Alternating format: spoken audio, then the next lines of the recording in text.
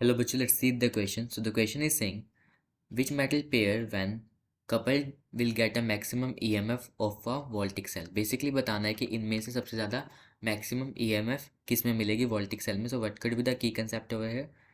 So the key concept over here is reduction potential. Reduction potential. So reduction potential is basically the tendency. It is a tendency of the electric species, chemical species. Basically, it is like the tendency of the chemical species to reduce कैसे होगी, by gaining the electron.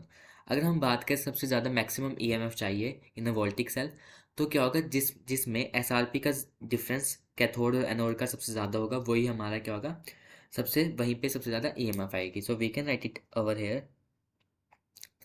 The maximum difference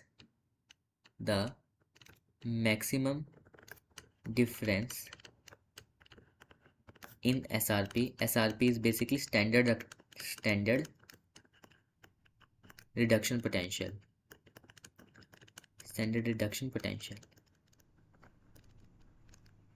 So the maximum difference in SRP of cathode and anode, जहाँ पे सबसे ज़्यादा difference होगा वही उसी में क्या आएगी, मैक्सिमम EMF मिलेगी. और we can also say that अगर इलेक्ट्रिकल केमिकल सीरीज को हम लाइक बेस मान के क्वेश्चन सॉल्व करें, तो जो मोस्ट रिएक्टिव होगा और लीस्ट रिएक्टिव होगा, उनमें सबसे ज़्यादा क्या आएगी, हमारी मैक्सिमम EMF आएगी.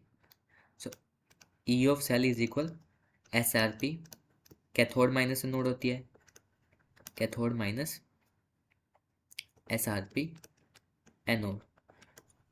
अमंग द फ्लोइंग, तो यहाँ पे कॉपर और कैल्शियम का जो है, so SRP of copper minus SRP of calcium, यहाँ पे क्या आएगी, मैक्सिमम EMF आएगी, मैक्सिमम EMF. क्योंकि यहाँ पे एक क्या है, मोस्ट रिएक्टिव है, और एक क्या है, लीस्ट रिएक्टिव है. सो इस हिसाब से हमारा आंसर हो जाएगा D. So we can write the answer so as D.